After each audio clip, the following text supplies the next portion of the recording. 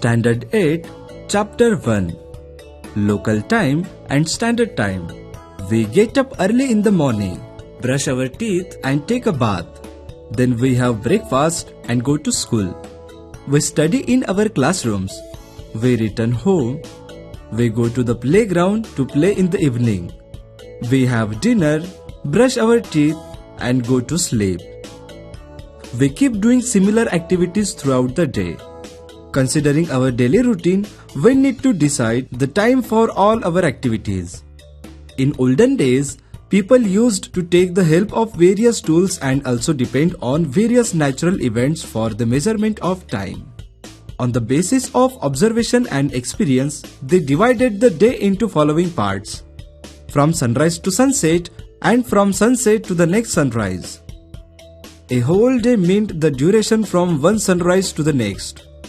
Earlier, natural events and instruments like Ghatika Patra, a bowl with a minute hole at its base which would float in a large water-filled vessel, sand timer, etc. were used to tell time.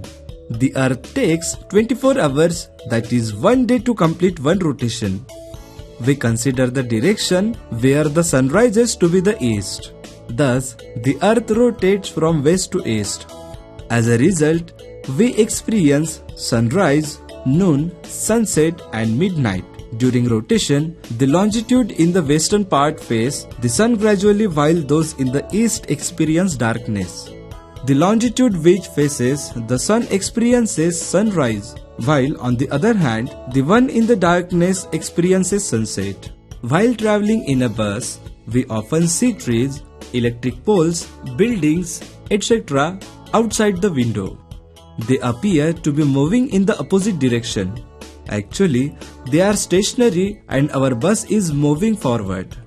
Similarly, because of the rotation of the earth, we feel that the sun is changing its position from east to west daily.